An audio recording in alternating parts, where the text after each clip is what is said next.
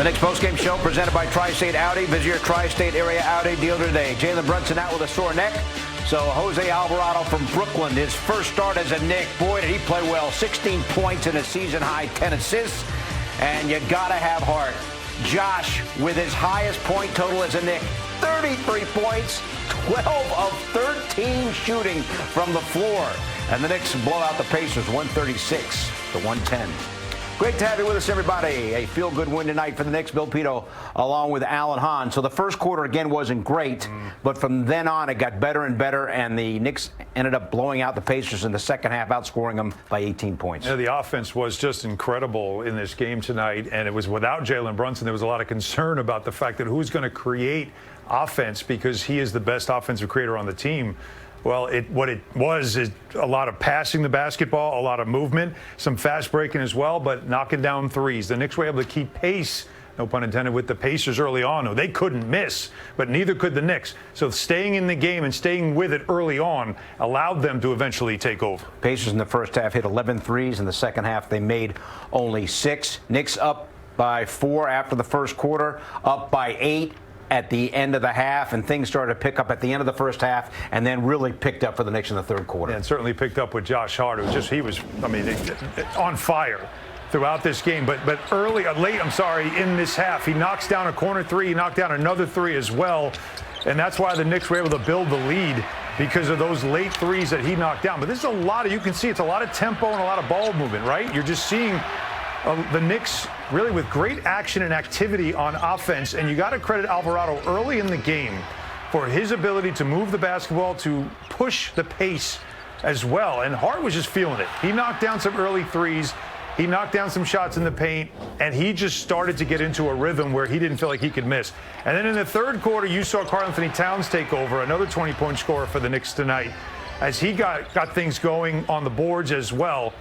But I just feel like, Bill, so much of this game was about the Knicks getting downhill and not letting the Pacers defense get set in half court. And then certainly when you have one-on-one situations to take advantage of, you do.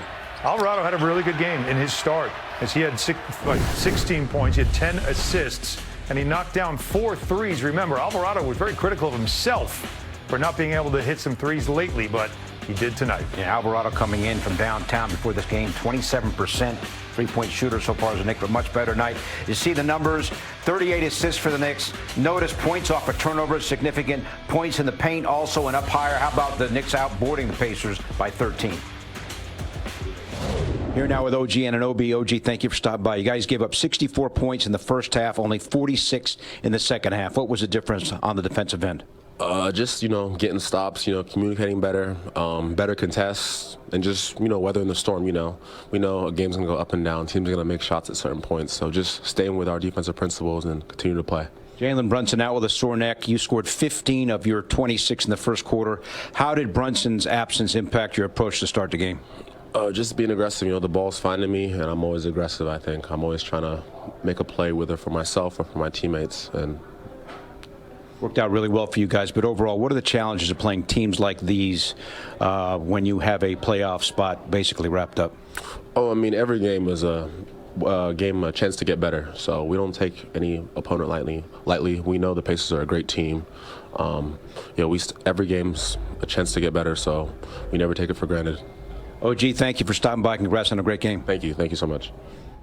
All right, now, so Hart goes 12 of 13 shooting, and OG 10 of 13 shooting from the floor. And as I asked him, his start was really important. Oh, it's critical, right? Again, it was who was going to carry the load offensively, especially in the first quarter when Towns goes to the bench for his normal rotation minutes, and it was OG Anunoby. And this is what he has been, of course, lately. We have seen this where he's getting aggressive on drives. He's getting the three-point shooting touch back. The toe issue he had out of the All-Star break, he got through it, and he was able to get better. And the number I keep going back to is my favorite stat. When Anunoby hits 2 or more threes, the Knicks now this season are 28-7. All right, we talked about Josh Hart's game, his best point production as a New York Knick. And we take a look at the Breathe Like a Winner presented by Blue Air. They needed scoring, and Josh Hart, I don't know if we expected Josh Hart to score 33. They needed more scoring than normal from him. He really scored a lot of points. I don't know if Josh Hart knew that he was going to bring this kind of scoring or have this kind of a shooting night. But he did, and early on, if you're feeling rhythm the way you do, the way a player can, and get into that rhythm, and things like this start to happen, that's when he starts to believe. But the threes were the biggest thing early on, especially late in that half. It was a close game in the second quarter still because the Pacers just wouldn't go away and kept knocking down threes. But Hart hit a couple of corner threes. He made some hustle plays as well in this game, and that gave the Knicks that cushion at halftime that they were able then to take and make a bigger lead in the second half. Okay, Alan, let us now bring in Monica McNutt, help call the game tonight on the radio on ESPN New York. Monica, what do you think? Knicks dominant in the second half, struggled a bit early, but really poured it on in the last two quarters for sure. Well, I heard you guys talking about it. The night that Josh Hart had, when I looked at the box score and said, oh, he only missed one shot? Like, that is a night, okay? But deserving of that night, we talked about the energy that he brings to this team going into tonight's contest. But I will say, I like the way that the defense was able to show up in the second half. In the first half, you're like, okay, cool, everybody's making threes, but emphasis on everybody, as in both teams. So were the Knicks going to be able to allow their defense to be felt by the Pacers? And I thought that's what you saw in the second half. But I also will add, I thought Karl-Anthony Towns had a terrific game, but Jose Alvarado's ability to be steady in that point guard spot, very impressive. Yeah, 26 minutes, he had 10 assists, he had one turnover, with the ball in his hands a lot, and you could tell really pushing the pace and trying to get the Knicks down the floor. There was just a lot of movement with him out on the floor. This is what he brings. This is why Mike Brown loves him so much, right, Mom? Because he can change the pace. We talked about in the pregame show, with him starting, what will look different, it was him making sure that guys were getting up the floor because he was running. Who's running with me? I'll find you for some rhythm baskets. Definitely that. I thought he did a great job of keeping his dribble alive. We saw his defensive energy, particularly in that stretch that ended the second quarter.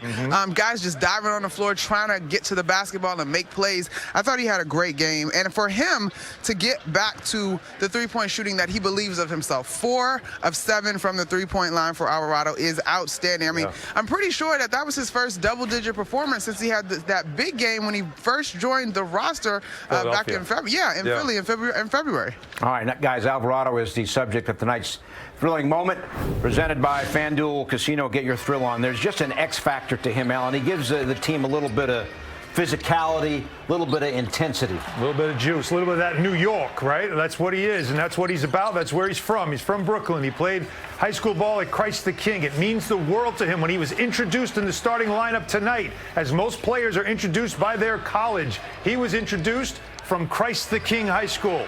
That's what he wanted. He wanted to represent. That's what he did tonight for his first Knicks start at Madison Square Garden. He was in great rhythm. Seeing those threes go down was so important for him because he had been struggling. He talked so openly and candidly about the struggles he was having, but he put the work in. He also knew how important this was for him to make an impact for his team as a starter with the superstar Jalen Brunson out of the lineup. And Monica, every Knicks starter in double figures. Mikal Bridges didn't shoot especially well again.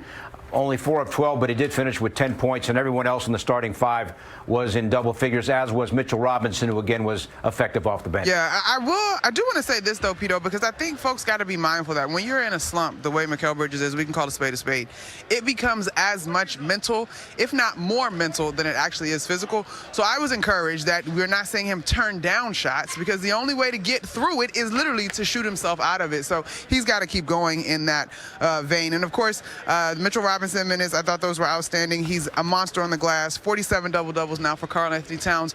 As far as being able to look at the margin, the final score of this ball game, and say, okay, this team handled its business, you got one of those versus a team that has struggled to put W's in the left-hand column. And if I could just put a bow on the Mikal Bridges conversation, he took 12 shots. That's a good sign because get yourself involved. I think the up-tempo certainly helped him. But I'll also point out, the steal, the block, 5 assists. He talked about it. Stay aggressive, find ways to be aggressive, find ways to make an impact. It doesn't always have to be in scoring. There's other things you can do. And those are the areas, of course, you look at on a box score and say, okay, they didn't have a good shooting night. What else did you bring? He brought those elements. He's indestructible. Turns his ankle, stays in the game. And that hits his elbow, stays in the game. That ankle turn, right? I know you saw the replay, Monica, right? Early in the game on the layup attempt, that ankle turn was pretty severe. Most players probably would have limped off the court. But he's talked about how he just has something in his DNA that helps him recover. He's like Wolverine. He can recover so quickly from an injury. I need to get some of that, because if you ask me, I'd be like, yeah, I'm out. I'm shooting terrible. That's enough. Let me get one out. I started. My ankle would have fallen off completely if it had been like that. I'm cooked. All right. Monica, as always, we appreciate it. We'll see you soon. Sounds good. Up next, the MSG 150. We got the Magic in action against OKC, and full highlights and more next on the 150.